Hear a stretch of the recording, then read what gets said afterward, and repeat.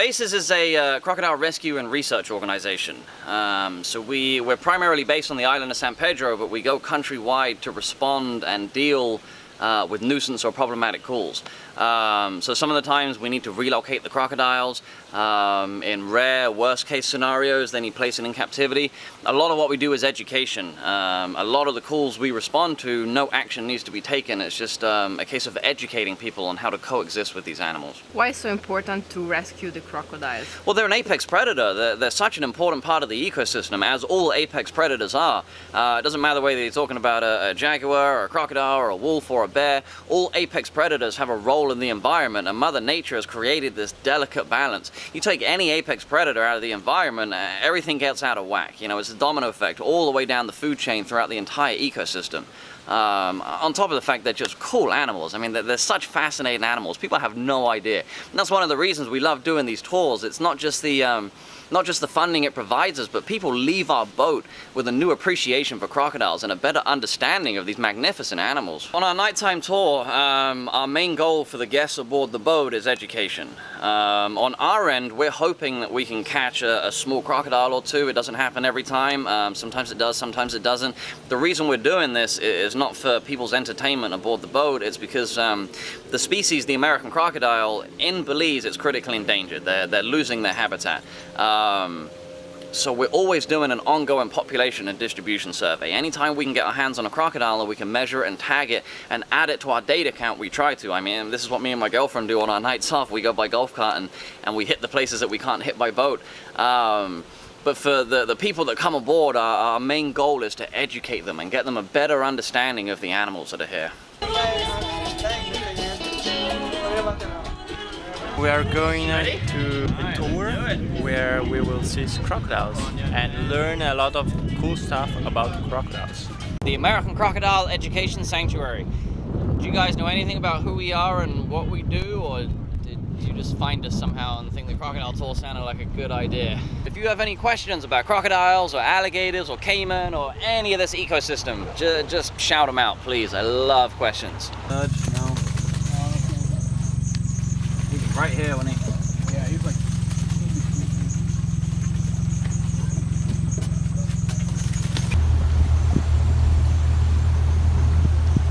Where'd you see him? Right over here. Right over here.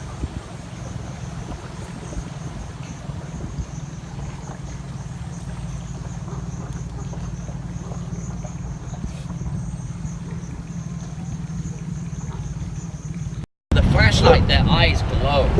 And it's this beautiful, beautiful, unmistakable glow. It's pretty close to orange. As far as you guys being able to physically see it though, you have to be looking right down the beam of the flashlight, just like lining up a rifle scope. If you don't get right behind it, you're not going to get that full picture. So once Ryan spots one, he's going to crouch down with his light and we'll guide you guys to look over his shoulder and see what we're looking at, see what we're seeing.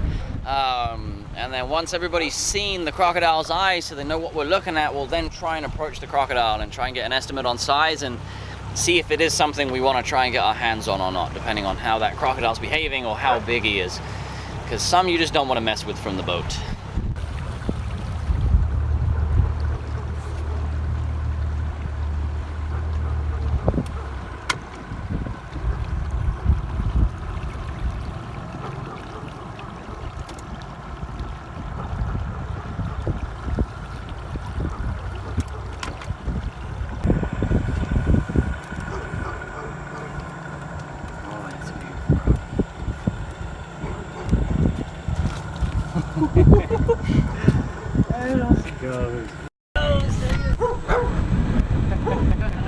Yeah, about a foot a year. But Buddha's one of our educational animals. We acquired him last year with Enchilada. They both came from separate areas, and he was really underweight. And Buddha we found in the wild. I'll talk a little bit more about his biology and all that. Let's go from the top and work our way down. How well do you think this guy can smell? Good. Good? What do you say? Yeah, that's a very good. Pretty good. So they have an excellent sense of smell.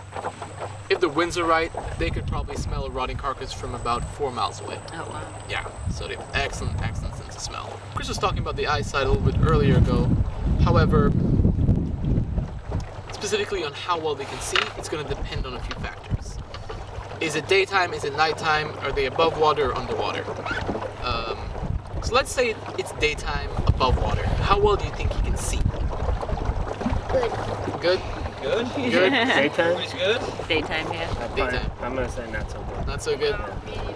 Yeah. Not so good? Phenomenal. Yeah. In the daytime above water, It's yeah, equivalent excellent, to an eagle Oh, wow. as far as distance and clarity. Wow. Binocular vision, to say an animal has binocular vision means they can take in information from each eye. All right, so we don't really have that because our eyes are looking right in front of us, right? If you look at Crocodile's eyes, his eyes look like they're placed like prey, for lack of a better word, right? When you find animals that aren't predators, their eyes are on the side of their head so they can look out for predators, so they can see things trying to sneak up on them. Crocodiles, if you look at him, you would think that he can't see directly in front, but he can. Like, he can't see your finger on the very tip of his snout, but you move it away, and the further you move it, they absolutely can.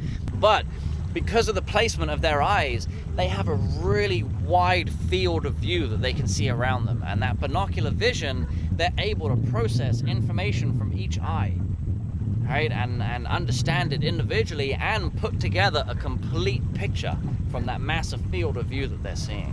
So in the daytime, it's even smaller than this.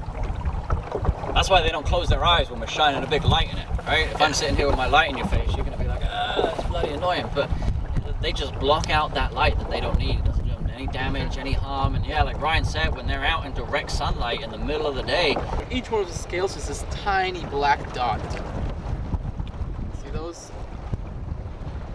What those are, they're called ISOs, integumentary sensory organs. With those, they can feel vibrations in the water, on top of things like pH balance, salinity, temperature. Even a fully blind and deaf crocodile can still hunt with pinpoint precision because of those ISOs. And what they are is little gel-filled sacs all across the lower part of the body. I can see the teeth.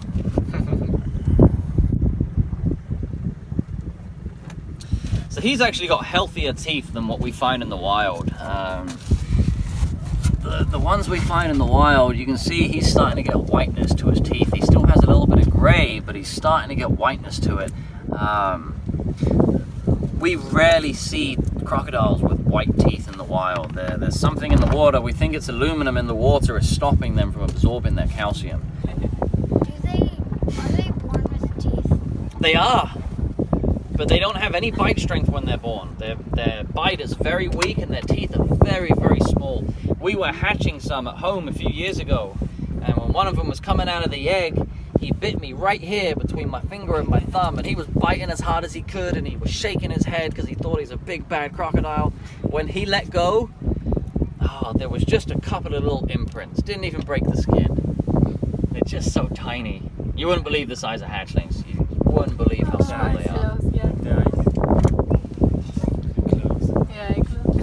There is something they like cattle in, I don't think so, no. like under here. No. This is what funds the majority of our organization. We get little bits of funding here and there. We get funding every year from the Bridget Bardot Foundation out of France, but these nighttime tours are our means of self-sustainability. This is what funds our countrywide rescue program. It pays for medicine and the care of sick and injured animals. It's paid for the building of these ponds like we have here, these rehabilitation ponds for when we do find sick and injured crocodiles that need taken care of. How much does it cost the rescue? That's really hard to say. Sometimes it might only cost as little as 20 Belize, if it's a really easy rescue, and we put a chicken in the trap and boom, the crocodile is in there, no problem. Sometimes we go through a lot of chickens and a lot of fuel of going back and forth and putting in many hours to get just to get that one particular crocodile. See, the thing about crocodiles is they're very, very smart. And if that animal has been caught before, they become very wary of the traps and the chicken that we set out. So a lot of times it can take us trying a lot of different things before we're finally able to get that animal. So how many of these little ponds? 3, right now. I want to build more because apparently we can never have enough. I built this one first, and we were able to rehab a couple of crocodiles in it, and then we ended up getting Jules, who unfortunately for her can't be released, so You build this Yes. by yourself? yeah. These are expensive to build. I have to get the pump and the filters and the pond liner. I have to get those ordered from the States. All this wood you see around is very expensive. I mean, these plywood boards, they're $70 each. And it all adds up very quickly. We think she was somebody's pet. We found her on the mainland. She showed signs of having been fed. She had no fear of us.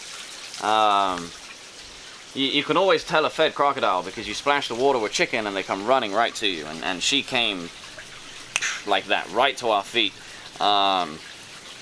So we were hoping that we could rehabilitate her. We were hoping, being that she's so young and everything, we could reintroduce the fear of people to her through capture and handling and everything. But that's not the only issue with her. The other issue is she doesn't hunt for herself, which I've never seen with a crocodile before. It's very weird. She was actually really underweight when we got her and brought her out here. And we put her in here in this pond and we stocked it with fish and like little mollies and cichlids, and I mean, a week and a half went by and she still hadn't eaten.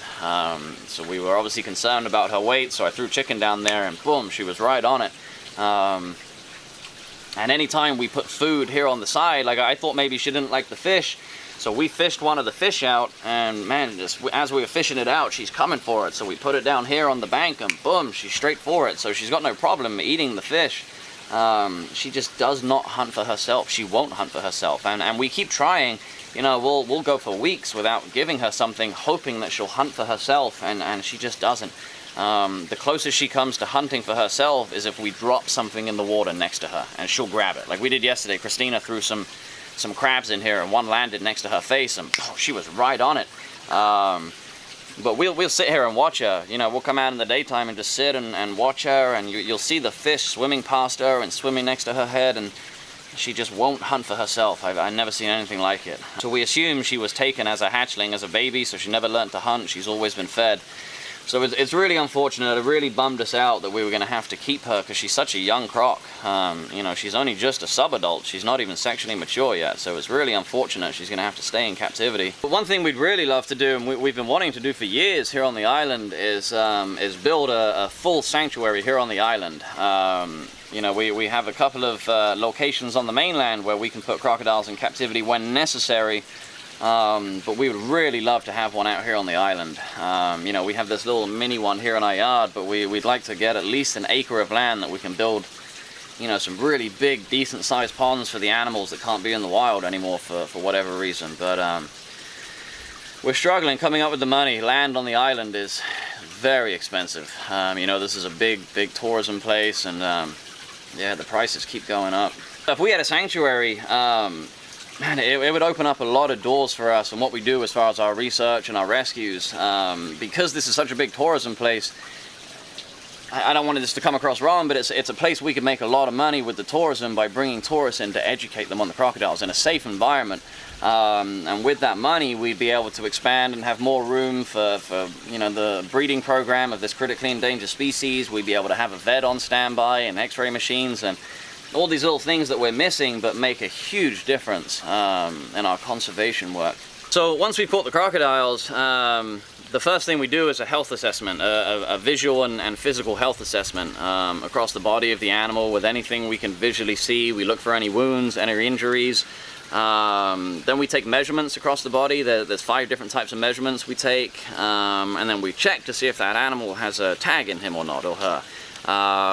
The tags we use, they're little microchips called RFID chips. Same thing vets use for cats and dogs.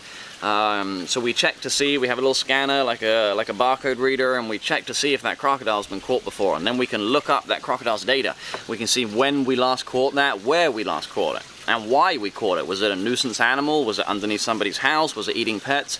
Once we've done that, we can determine what we're going to do with that crocodile and where we need to relocate it, if relocation is necessary. This guy that we caught in the ocean, We write down where we caught him. I'll go on Google Earth and find the GPS coordinates. We write where we're relocating him to.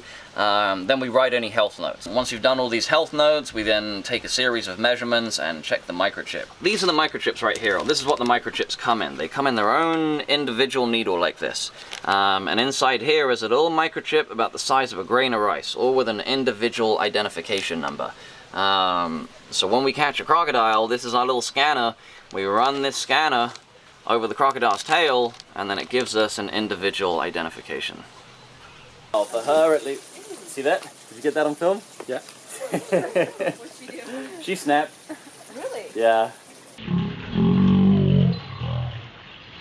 And this is another reason she can't be in the wild, because she's so aggressively defensive. Oh, she looks very mean right now. Why it's so important not to feed crocodiles and get them used to humans? Alright, so the species we have here, the Morelets crocodile and the American crocodile, the two species we have in Belize, they're not what you would classify as man-eaters. Most crocodilians you wouldn't classify as man-eaters. Now you got a couple of bad eggs in the species, right? But 9 times out of 10, the species we have here, their response upon seeing a human being or feeling one or smelling one or hearing one coming too close, 9 times out of 10 that response is to run away. They don't want anything to do with us. They're naturally afraid of us. It doesn't matter whether you're talking about a little 3-foot juvenile or you're talking about a fully, 12, 15-foot animal.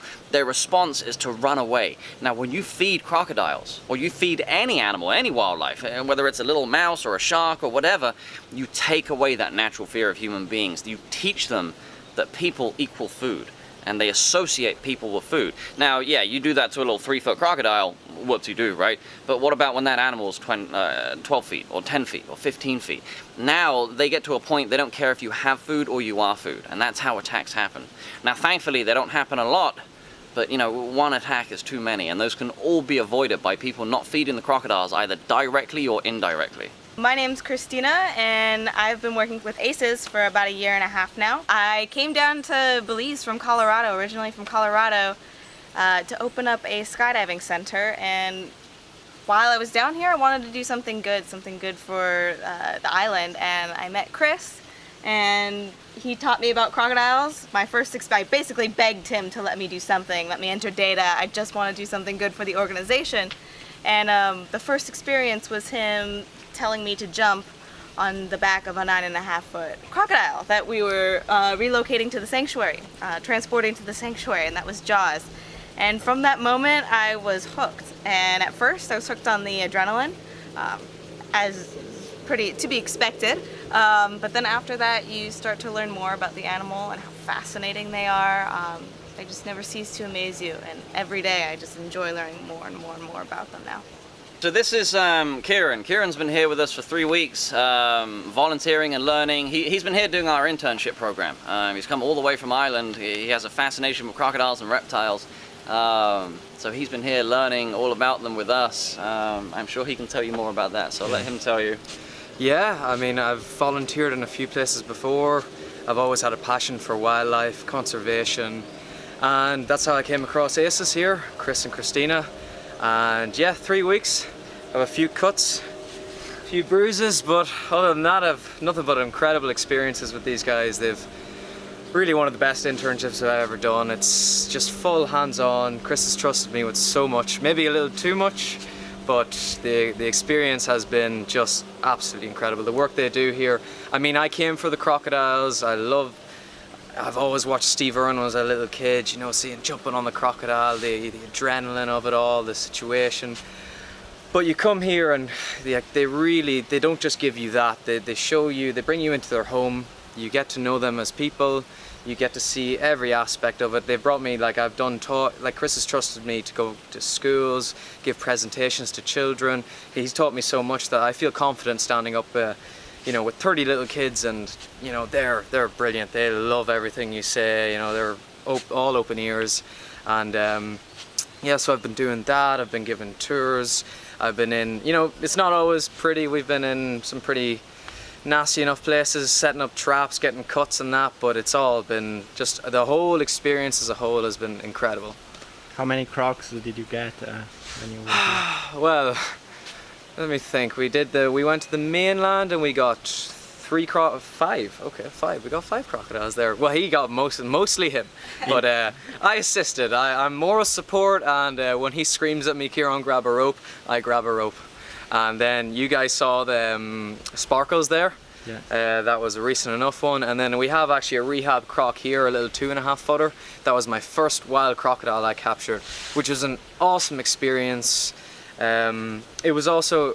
It was quite sad to see a crocodile like this so emaciated and poor health, but at the same time it was an important capture. This crocodile obviously wasn't surviving in the wild well, so we've caught that crocodile, and now I'm here seeing the crocodile being looked after, the whole process. When I leave, the crocodile's going to have to spend a lot longer here, but when I leave here I'm sure Chris and Christina will keep me updated on that guy, and hopefully they send me some videos, some pictures of him being released, which would be something really awesome to feel like, I was here and I caught that crocodile, and now that crocodile is being brought back to health, and then he gets to go back in the wild, a healthy, happy croc. What can do people that are not living in Belize to help the organization, the association? So funding's always welcome. That's one thing we can never seem to have enough of, no matter how much we work, is funding. Because it all goes. I mean, sometimes we spend so much money on rescue, especially when we have to go to the mainland and rent vehicles and hotels and everything like that. One of the big things we can say for tourists, especially if they're coming to visit, the big issue we have right now is people going out to harass the crocodiles and feed the crocodiles.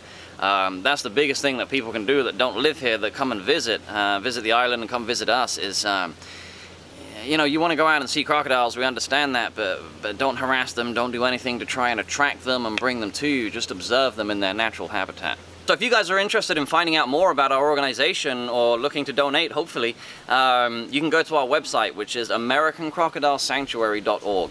And on there we have all the information about the organization, everything we do, the staff and the founders, and also a donate button as well, which you can go on and do through a 501c3, which is a US tax deductible site.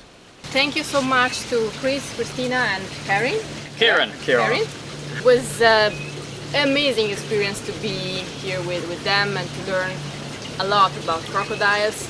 So if you get the chance to visit their website, it will be in the link. Go and check their website, come here in Belize, do the tour, visit them, and have fun. And help them. Help them. Help us. Please. Help the crocodiles. Thanks, guys. Bye guys, thank you.